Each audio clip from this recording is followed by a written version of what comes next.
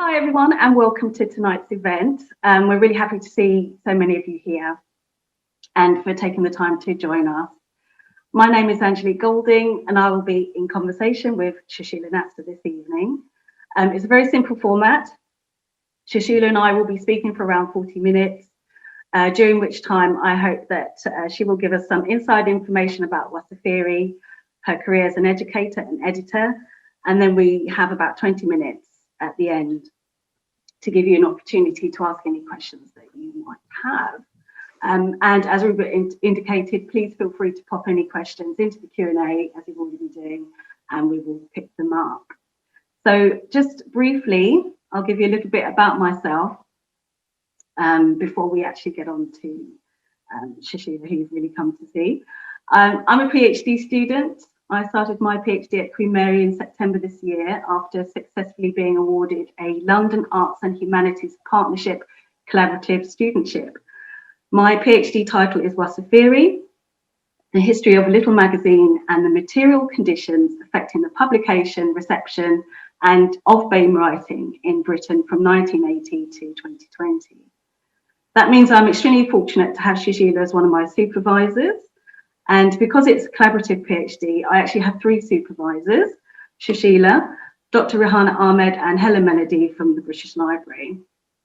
What is particularly exciting about this PhD is that I'll be drawing on unique archival sources that are currently housed in the British Library and not yet publicly available. It is considered that the particular history of Wasafiri will act as a paradigm to offer broader insights into what actually affects the production, publication and reception of BAME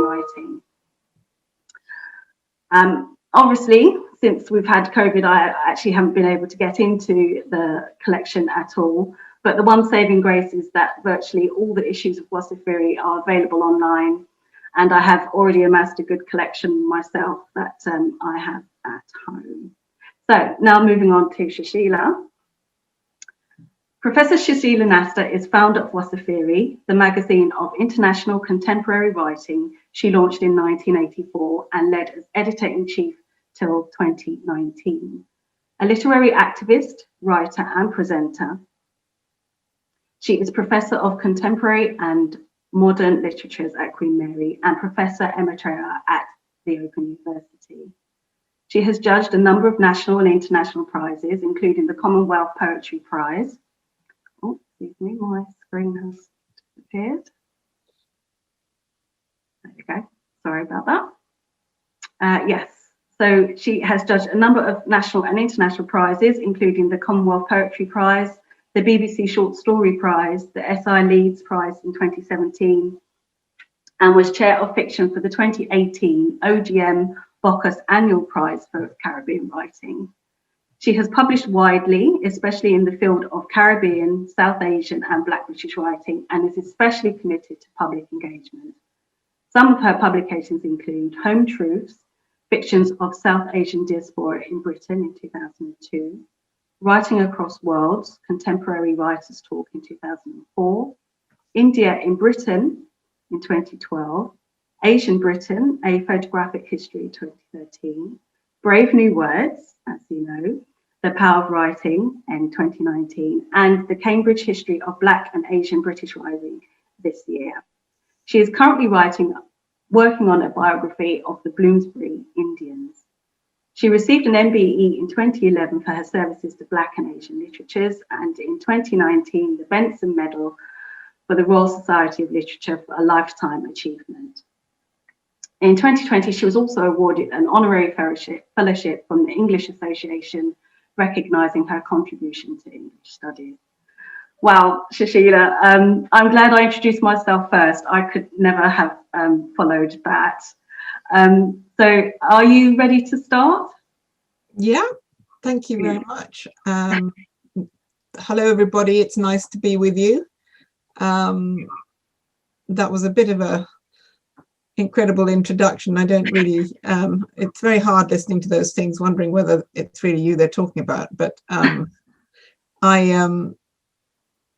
certainly been editing Wasafiri. I certainly edited Wasafiri for a very long time. and it was really part of my life from the very beginning, and has actually formed part of my thinking, I think, in terms of all my academic work as well. And I think today we're going to be talking generally around the idea of the magazine, but also its relationship to what you're very interested in, which is studying literature and education as well, and the kind of world of contemporary writing now. So as Angelique says, we're going to have a conversation and see where it goes. But I'm going to start, because I think it might be a good way in, with a little reading from anniversary anthology we did for Wasafiri's 35th birthday, which is called Brave New Words, which is playing on, as you probably realize, the title from Aldous Huxley's dystopic novel Brave New Worlds, Brave New World. And it, in a way, you could think, as certainly Margaret Atwood has been saying for quite a while, that we're living in quite a dystopic universe right now. Particularly with the pandemic, particularly with people like Donald Trump and the whole culture of false truths, so to speak, and the need for moving outside of a world which is dominated by sound bites on social media. And in that context, I think the world of the writer is particularly important, and that was one of the kind of inspirations behind this book. Because in a sense it links to Wasafiri. So I'm just going to start with a little story about going to a Yinka Shonibari exhibition, which I did a couple of years ago. And I don't know if you know the Nigerian British artist Yinka Shonibari.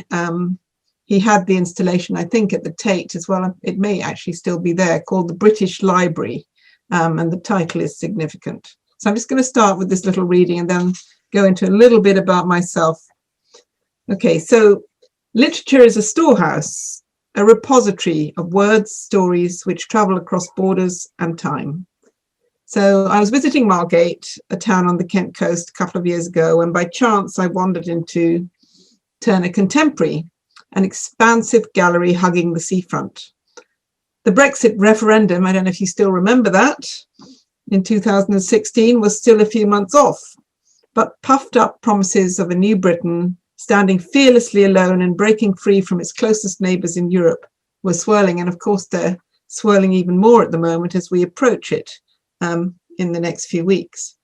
As I stepped into the quiet of the museum, I found myself in a huge room, brightly lined from ceiling to floor with batik-covered books, an installation by the leading British Nigerian artist, Yinka Shonibari, named, as I've said, the British Library. Famous names jumped out from gold-embossed spines at me: Sigmund Freud, Karl Marx, Joseph Conrad, Oscar Wilde, Ben Okri, Zadie Smith. You may know some of them. I began to realise then that almost all were linked to migration and to Britain. Through the collection of stories lining these shelves, Britain's long history of migration was being placed centre stage. First, I was enthralled by this invented library due to my recognition of a history and community of migration narratives to which I felt I could belong. Not only was I familiar with some of the names of the authors, but in some cases I knew the writers personally and their histories. Yet looking closely made me aware that the library represented more than one artist's intimate vision or any single pathway into history. It was a performative space, confronting viewers with multiple and sometimes competing narratives.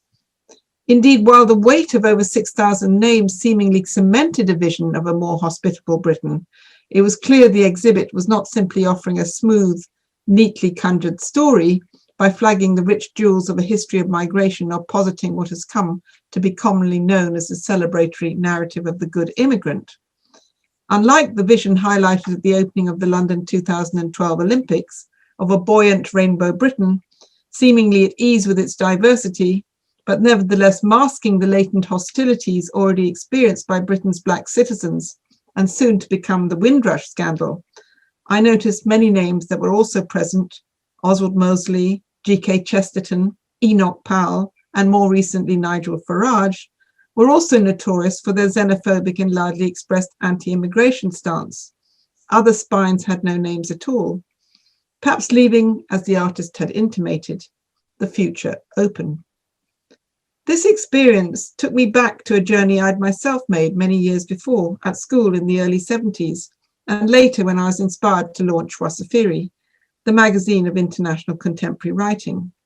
As a child of mixed Indian English background, spending my teenage years in a provincial Suffolk town, the closest I got to India was through a chance encounter with E.M. Forster, whose famous 1924 novel, A Passage to India, suddenly appeared without context on my school's sixth form reading list.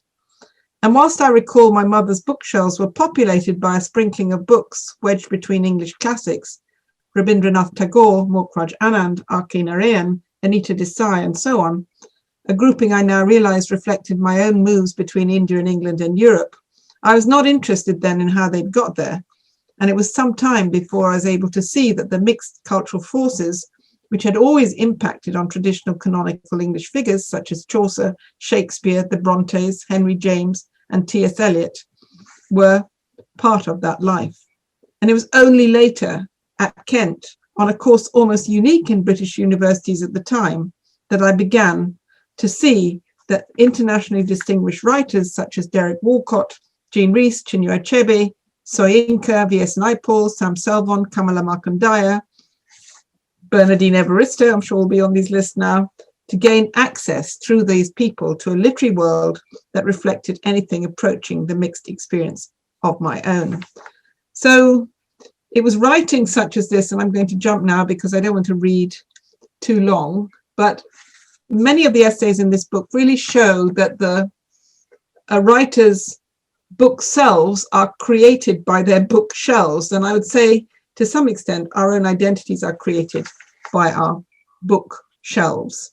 And I guess one writer in particular influenced me, and this was Jean Rhys's novel, actually, Wide Sargasso Sea, which many of you may know.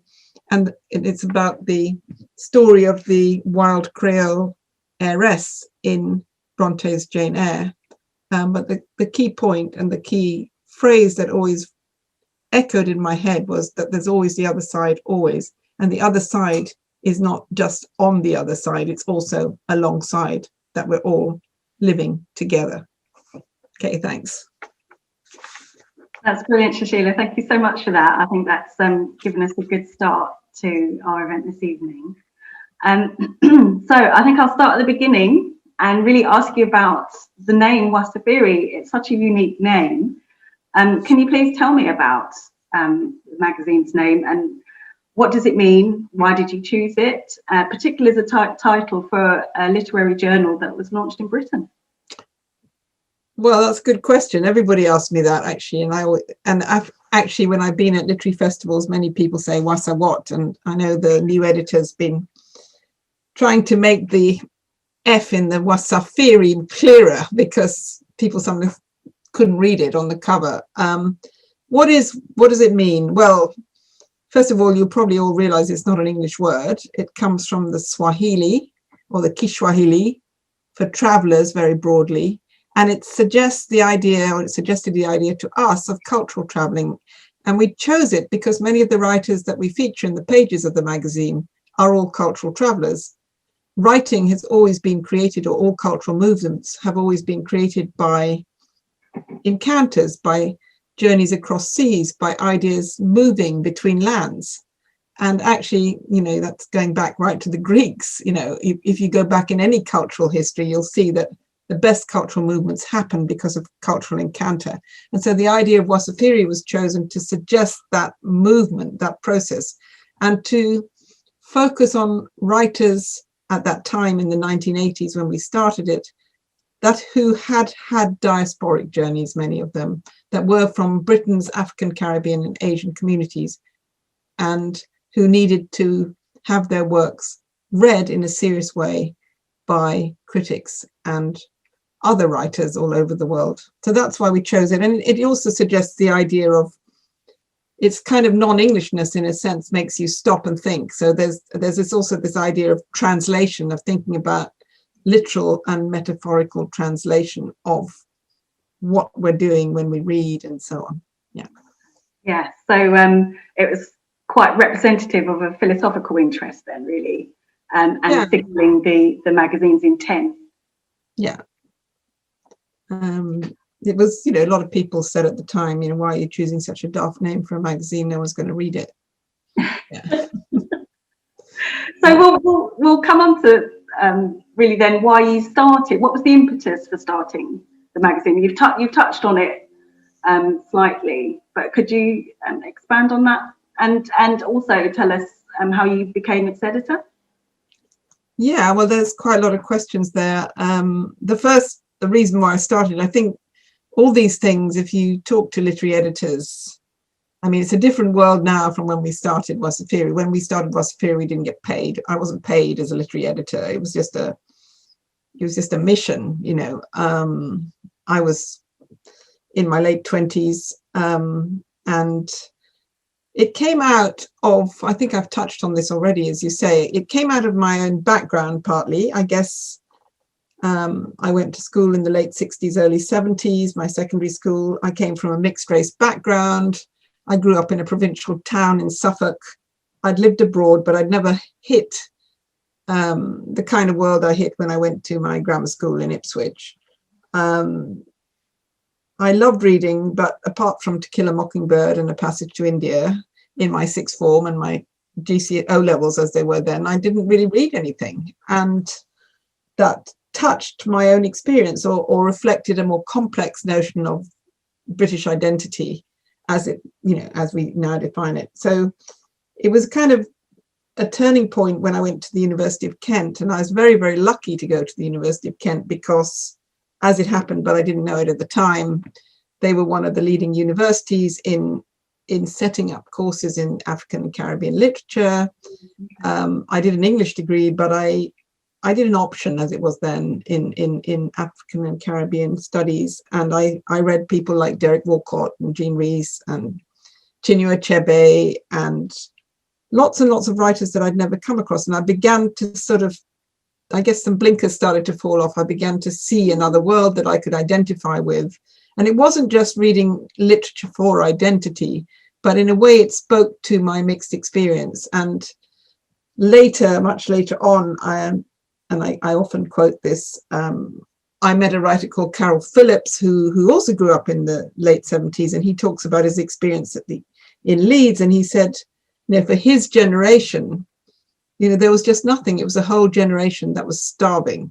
So there was this kind of sense of a deprivation, if you like, almost of the writing. So that was one reason. Another reason was I did a thesis on Caribbean literature. I got very involved with the work of Sam Selvon, whom I just said everybody should read, but also V.S. Naipaul and Jean Rhys and various other people. And then I graduated from that into becoming treasurer, actually, in the first instance, of an organization called ATCAL, which was the Association for the Teaching of Caribbean, African and Asian Literatures, a bit of a mouthful.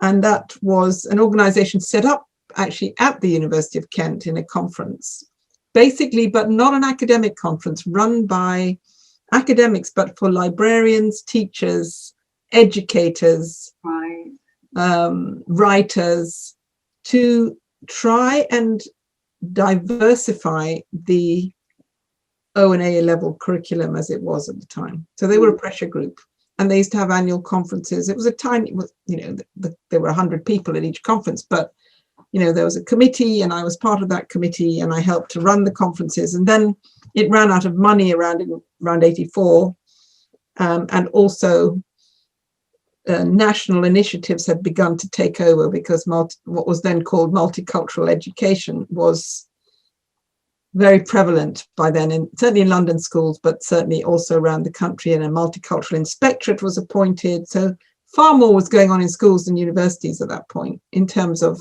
diversifying the curriculum.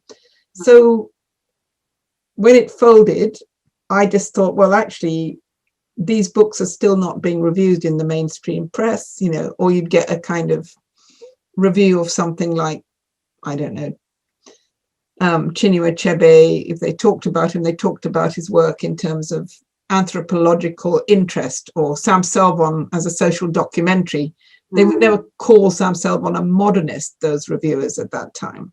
Okay. So I was quite literary, I was keen to set up a journal or a magazine that would carry on the debates, a forum, a dialogue.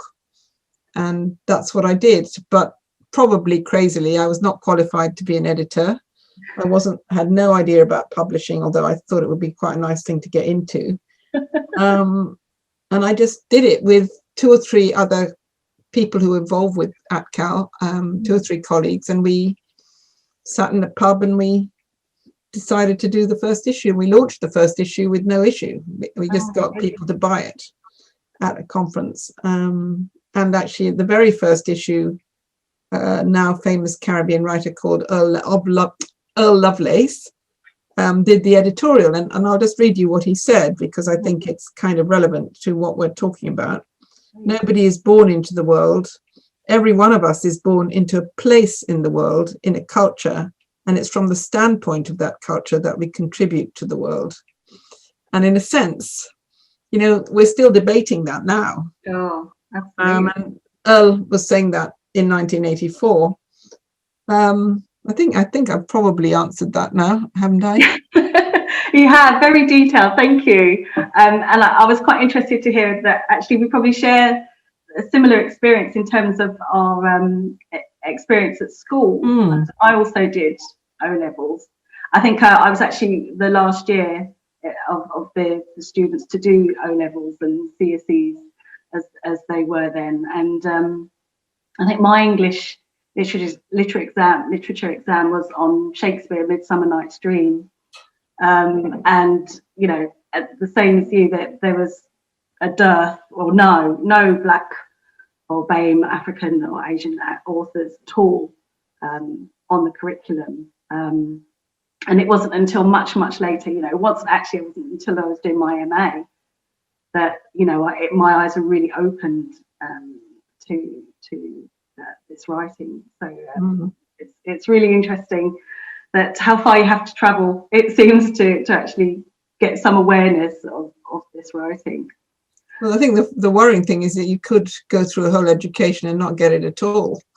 And that is quite worrying. And it's not really only, it seems to me it wasn't only that those texts by Black or BAME or diasporic writers weren't there.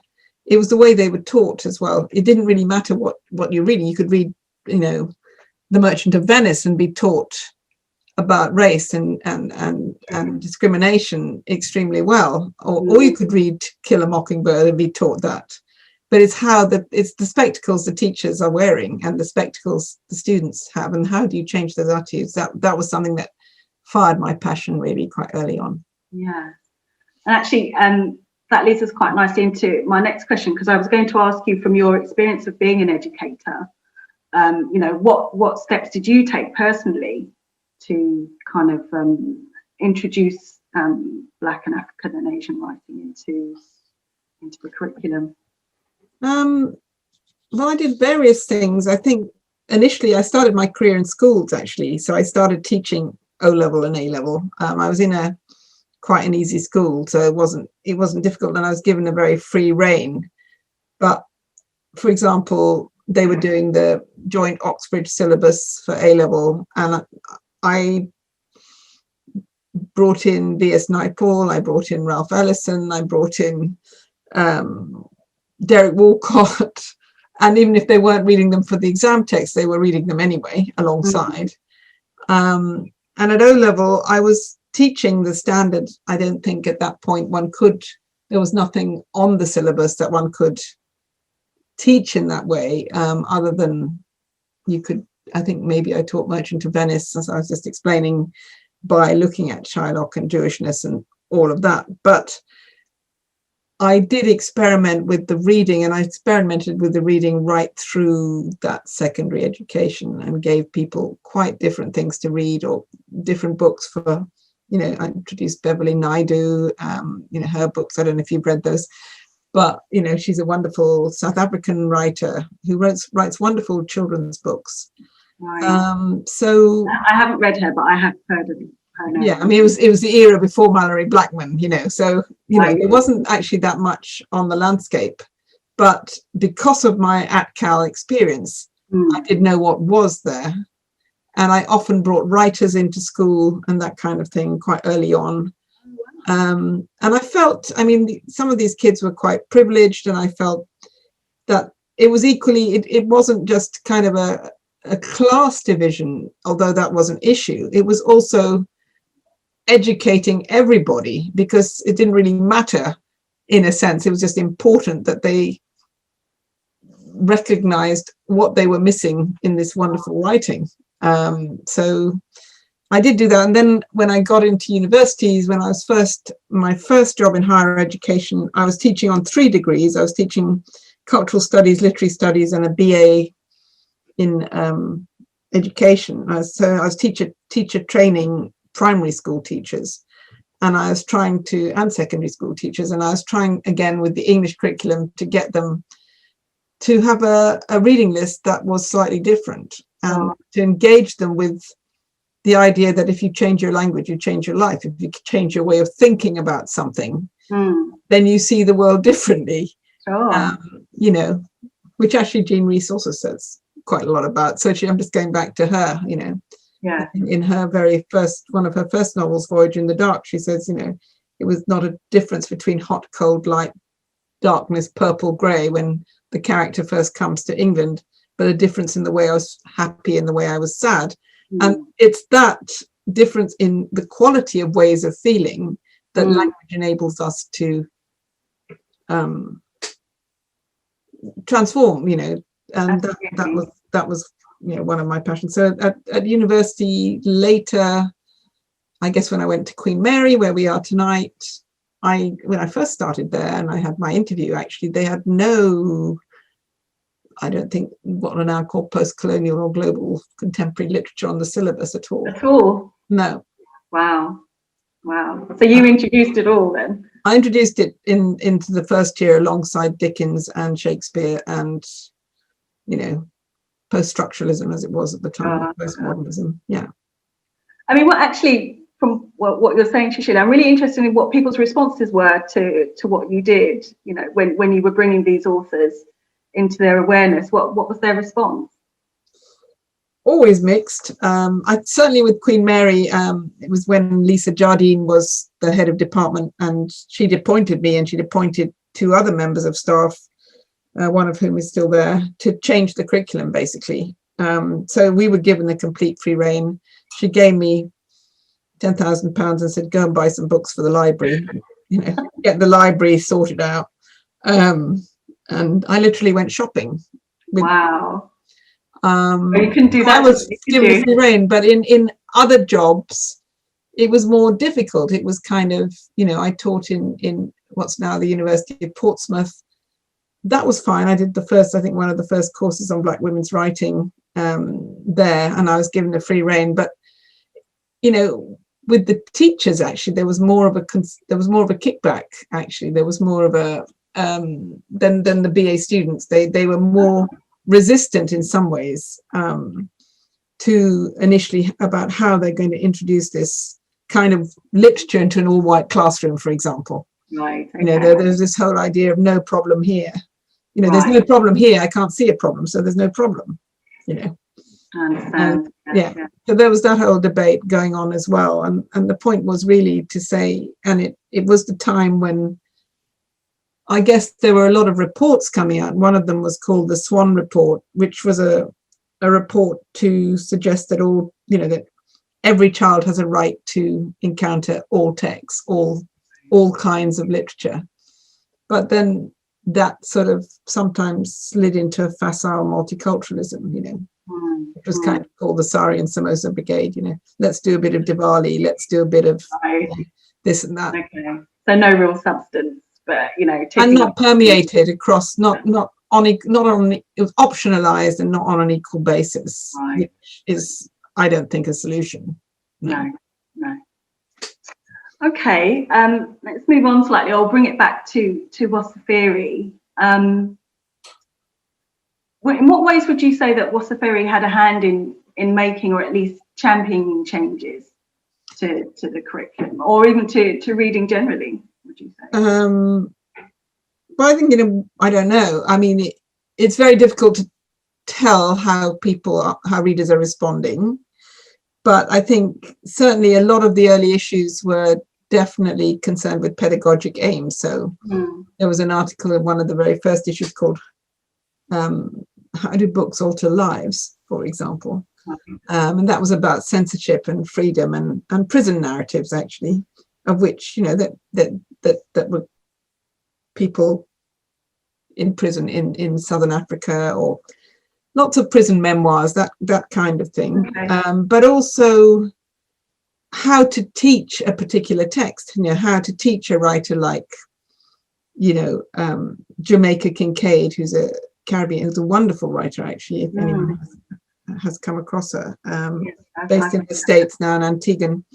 Wonderful writer. How to teach her work, how to teach Derek Walcott, how do you teach an African text to an all-white classroom? So there were lots of essays about that kind of thing, or multicultural education, the debates that it was raising. And then I think it was also just the confidence that we had to say, you should just be reading this stuff. I mean, if you're not getting it in the mainstream press, you should jolly well be reading it. And why aren't you? And not trying to say, this is special pleading, this is ethnic minority literature, which is the pigeonhole we were often put into.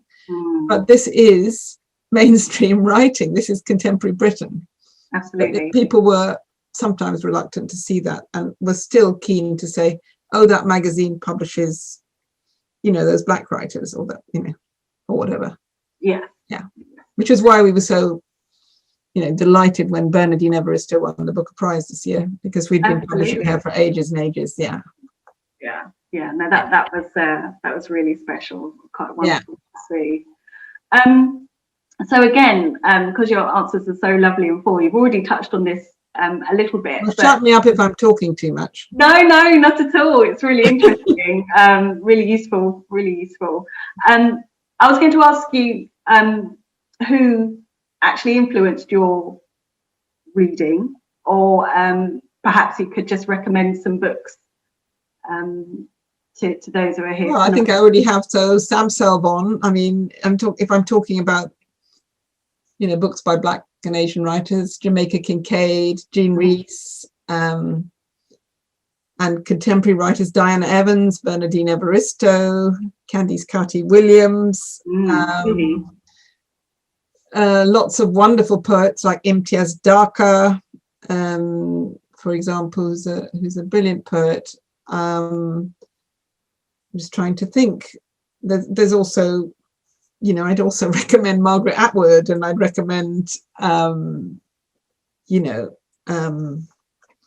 biographies by people like, whose name's just gone out of my head, but there's a wonderful biographer. Come back in a minute. Let me think.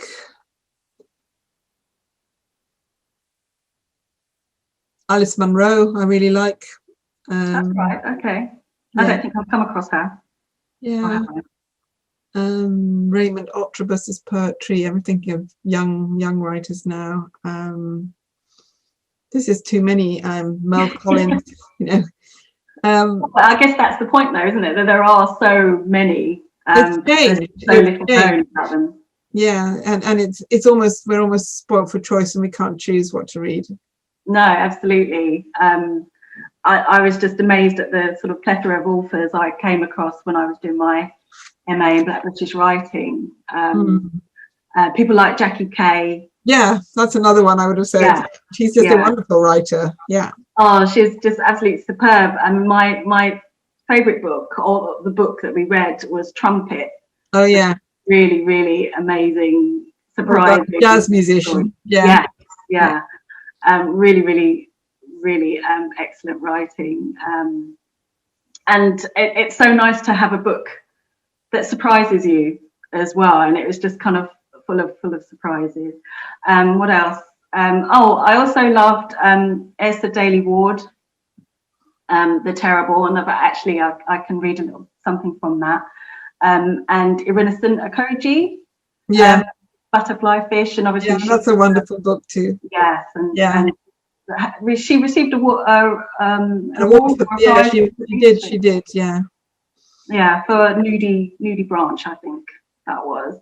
And of course, as you've mentioned, Bernadine Evaristo. I came across her Emperor's Babe and Mr. Loverman on my particular reading list. And Mr. Loverman actually, again, was another book that surprised me, as it was about an elderly gay Caribbean man and his story. And it was just, it's really insightful and delightful and funny and sad. So yeah, there's so much out there. So I can understand why, reading lists are getting longer and longer and longer. But it's so nice to have the options and the choices now. Yeah, and of course, all of these writers, we used to do an event quite regularly at Wasafiri called The Books That Made Me. I mean, the Guardian's nicked it now for their review page, but we actually did used to do that event before they did it. And it was just fascinating listening to writers talking about the influences on them.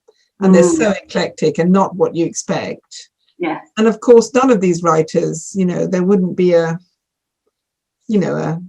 Harry Kunzru without a Sam Salmon. There wouldn't be, I don't know, a Kamala Shamsi without a Anita Desai. All of them have read.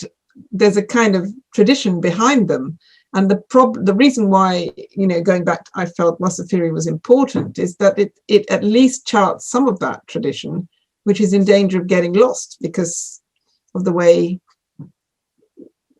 unfortunately, these writings have previously been located in terms of the canon, or often. And so you would get a kind of double speak in Britain, whereby, I think I remember one particular moment in the 90s when we got up Mainstream Arts Council funding, we were accused of being a sort of politically correct magazine that was getting money because we published black writing and feminists. Whereas all the traditional literary magazines, going back to the 1930s or the 1940s, or what traditional literary magazines are supposed to have done or do, is publish the avant-garde. And that made me absolutely furious. And at the same time as that happened, this was in the Times Literary Supplement, at the same time as that happened, that debate, they were publishing, the previous week, they'd published an issue on V.S. Naipaul, Salman Rushdie, Derek Walcott. In fact, some of the very names we were publishing in Wasafiri. And but there was a kind of, they were then Commonwealth writers rather than, within the pages of Wasafiri. So there was kind of, it's a question of ownership, and how people see things. Very frustrating, very frustrating. Yeah. Well, we've actually surprisingly kind of come up to our 40 minutes. I do have a couple more questions, but I would actually like to give the participants a chance to raise their own questions. We've had quite a few in the Q&A. So I've tried to leave all the ones open that are still open to be answered. Okay. You open that window. Otherwise, I can choose some for you if you want. Should I just start from the top, Rupert? Yeah, I think that's the earliest one. Angie was very keen, so we're very happy to answer hers. Yeah, I think we did cover who the quote was by. So maybe the second bit of the question. Okay, so Angie's question is: I find your experience of identity so modern, so close to many of my own peers. What change have you seen through your magazine in terms of identity and embracing the dual culture? That's a difficult question. It's a good question. Well, I suppose it's both positive and negative. I think there's been a huge amount of change. I mean, as we all know, many of these writers are now on all the prize lists, all the mainstream prize lists. Many publishers have realized there's a good market in publishing them. And I don't say that just cynically. They also realize they're very good books. But unfortunately, if you look at the Black Lives Matter movement and you look at some of the discourse that is still being peddled around Brexit and around certain kinds of nationalist agendas, unfortunately, you wonder whether things have really moved that far in terms of how debates about race and identity and culture are still being viewed. It's quite disturbing, and it's not just in Britain, it's across the whole world, obviously. And that's partly what, Brave New Words was about. But it's, obviously in the States, it's even more disturbing in some ways than it is here. Yeah, so I think things have changed. I think, obviously, we've got a Black woman writer winning the Booker Prize. We had a Black woman judge judging the Booker Prize. We've had Black writers on all the best-selling lists. So things have changed, but not entirely, I don't think. There's still a danger, I think, of people assuming that all writing from these kinds of writers, and there's no kind of writer in a sense at all, they're just writers, are concerned with one kind of topic or another, and in fact they're not. Many of them are sci-fi writers, detective story writers, speculative fiction, you name it. But yeah, exactly. But as you say, that's not drawn out, is it? It's their race that is the focus, unfortunately, rather than the writing. But thank you for that. The next question is, it's from an anonymous, but it says, what skills do you need to be an editor? I think you need to be fair, first of all. I think you have to avoid... Wasafiri always had a blind review process, so we didn't know who the writers were who were sending us copy. And they were sent out to readers who didn't know who they were either. So you could have a Derek Walcott poem and you wouldn't have known it, alongside someone totally unknown. Okay. So it avoids kind of nepotism. It avoids publishing people because they happen to be your mate. So that, I think that's really important, that you have some sense of absolute, as far as you can, being totally fair about things, unless you've commissioned them especially, obviously, and then you do know. Also, it's a lot of it's grind. It's reading a lot of really terrible coffee sometimes. One of the nice things is realizing that actually people, even brilliant people, can't write sometimes, which gives you confidence about your own skills. They sometimes send in really bad work, and that it's surprising when find out who they are. It's also wonderful to find new writers that are just full of fresh energy and wonderful work. So it's kind of a mixture of the humdrum, I'd say, and obviously having the skills to manage a huge amount of material. And of course, Wasafiri is a mixture of fiction, poetry, interviews, and academic writing, and it's a hybrid, and it was deliberately a hybrid. So there was a dialogue in the pages maintained. So that was always tricky, and I learned it on my, feet, really. And I had a huge number of people helping me. I mean, not that we had a big office, but there was a big board. There was a community of people around Wasafiri, readers and writers and critics. And of course, there were, we never had any staff till about 92 when I first came to Queen Mary. And then I had a part-time managing editor.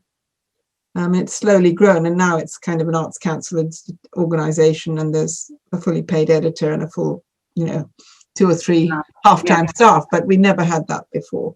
No, but that just shows how much it's grown and gone from strength to strength, really. Okay, some of these I think you have already answered. There's more about you being an editor. This is an interesting one from Dana. Despite a cultural exploration within literature, do you also wish that LGBTQ+ were more explored just the same? Absolutely, yeah. I think that is changing. Our New Writing Prize, certainly, that we've run for now over 10 years, there's far more writing from that community than there was before, and on several occasions people have won.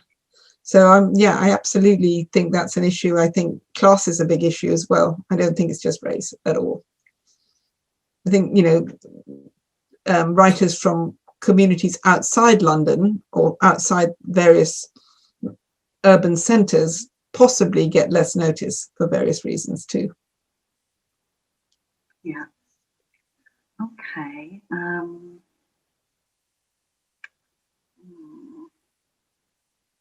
What genre? This is from Suad. I hope I've pronounced that correctly. What genre of literature would you say is your favourite?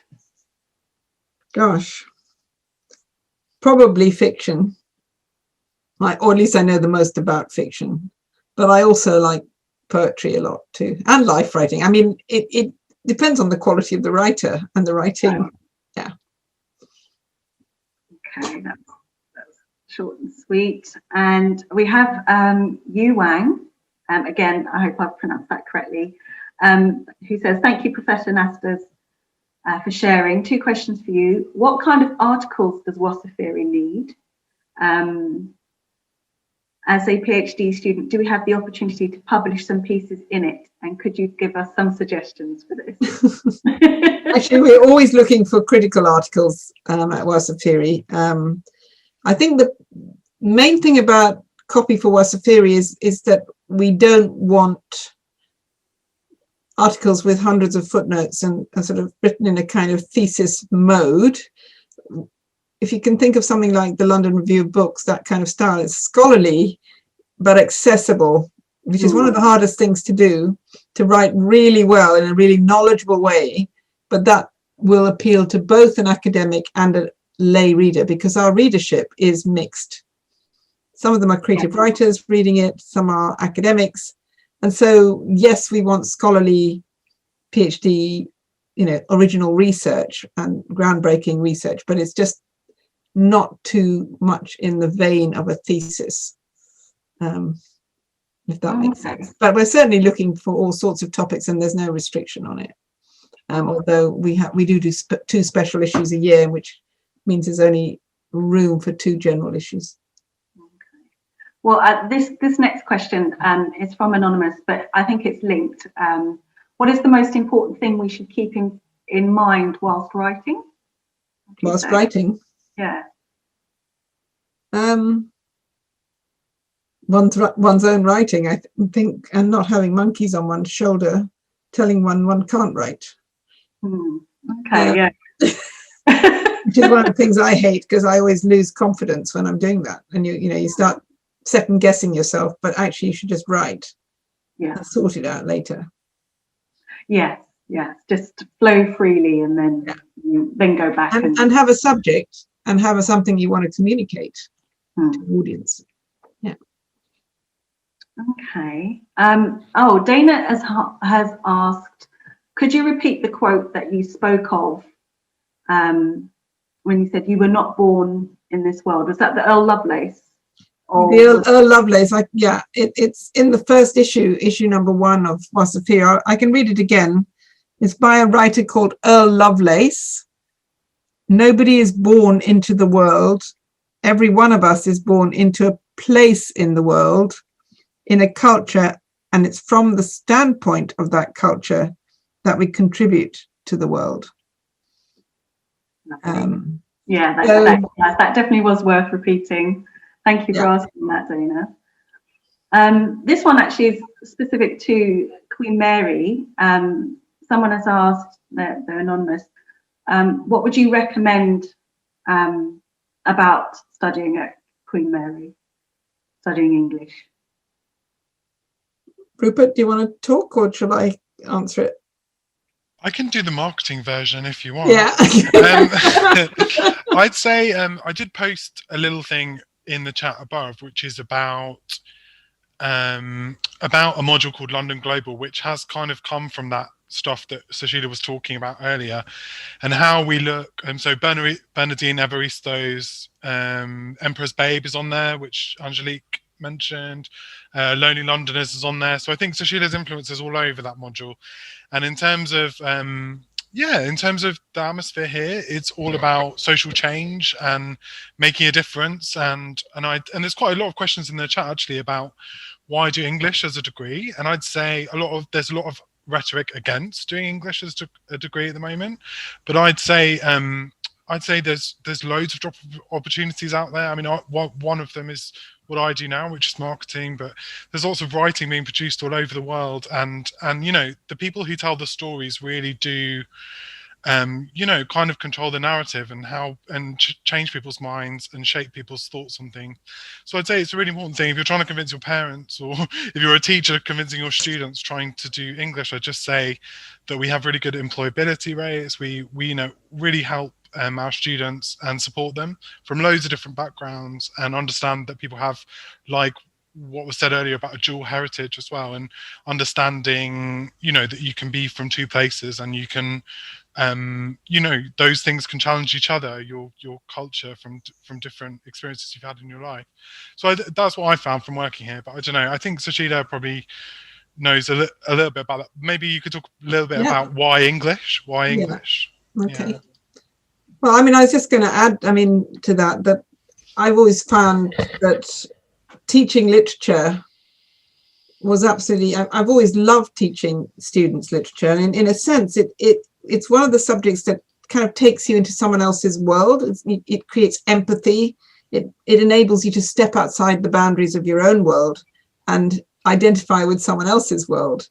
And in that sense, it's kind of a critical, I think, skill for life, actually, apart from a critical skill in terms of developing one's own thoughts about who one is or why one is in the world, or who all the other communities and cultures are in the world. And the other thing is, I think, is that writing is an ancient and a modern art. I mean, it's like a key thing that defines our humanity. You know, we inscribe ourselves on the page. The writers are inscribing themselves. So you learn so much about other worlds, not only just in terms of, you know, cultural values, but also histories, different geographies, different. I think it's a subject that intersects with many other subjects like history and psychology. I mean, you can read literature in so many different ways, but it takes us, I think, into other worlds. And as Rupert says, I think, particularly in the world we're living now, learning about who's creating the narrative and how stories are being told makes you adept at thinking critically, which is absolutely essential when you listen to a lot of politicians who are spouting lies every day. Absolutely. That's a great response. And actually, it almost nicks what I was thinking when I'm looking at this next question from Dana, who is actually asking me this question and says, being a person of colour, entering a white-dominated academia, did you ever face a struggle with your own identity that could also have been triggered with the potential lack of ethnic minority pieces that are studied? That's a really interesting question. I mean, I think, as I alluded to earlier, when I was at school, obviously there was no ethnic minority writing at all, and actually a lot of I was influenced obviously from what I was taught. So my favourite author was Daphne du Maurier, and I absolutely loved Rebecca. I actually did enjoy Shakespeare, and also George Eliot. Silas Marner was one of my favourite books, and it literally wasn't until I think I started doing my MA that this whole new world opened up to me. And then, but I realised, to kind of get to Dana's heart of the question, that I had never really experienced so much my identity being contested so much. It was just all so much in view, as when I got into academia. It just seemed to be the focus for everything, and I found that quite shocking. But I think doing the MA that I did actually helped me to navigate that, because at a time where I guess my identity, my race is almost in question and being undermined, I was reading all these wonderful authors, you know, from you know, globally from across the world, that just almost it was very nourishing, actually. I guess so. If I hadn't have done that course, I perhaps would have felt very attack, but the fact that, you know, that I could see every day and read so many authors doing such great works, it was it gave me all the strength I needed, I think, to kind of cope with that kind of environment. So I hope that answers your question, Zena. That's great. I was just thinking we might have to come up to the last one soon. So. Oh my goodness, yes. Yeah, I know, we're getting to the end. Do you want to pick that, Rupert? There's so many. Have you got one that you'd like to? Yeah, I was just thinking, I think people are gagging for, again, to fill up their wish list for Christmas. So I was thinking and this, I know it's hard on the spot about 3 books that you'd recommend. You have mentioned a few authors and people, and I've said that we'll send a list to the people who've come here of people that we've mentioned in the talk. But maybe if we could just think of 3 books, they can be recent ones, they can be classics that have just really opened your mind. I think it's just trying to help these students who are doing A-level. It's quite prescribed. Mm-hmm. You know what they can read, and maybe they could bring in one of these books that you suggest into their essays that are coming up, or something like that. So maybe 3 books that could help these guys who are on the call right now. Shall I go first? Yeah. Because I've actually got a list in front of me, so that's why I'm cheating. Okay, so I would recommend Buchi Mateta, any of her books, but I particularly read Head Above Water. I'd also recommend The Icarus Girl by Helen Oyeyemi, which I really loved. And what's the last one? There's so many. Leave Taking by Winsome Pinnock, which is a very interesting book. That's some great choices, and quite unusual as well. So yeah, I wanted them to be different. Yeah, it's good to be like off the main reading list as well, which is amazing. So Susheila, any other ones? We know The Lonely Londoners now. Oh, I'm not going to say that again. Okay, I'll do another one then. No. Diana Evans, Ordinary People. Jackie Kay's memoir, I think it's called Red Dust Road. Oh, Red Dust Road, yeah. And Jean Rees's Voyage in the Dark. Oh, yeah. Yeah, I really love that. That's a good one. Well, and Anita Desai, I could add another one. Fire on the Mountain.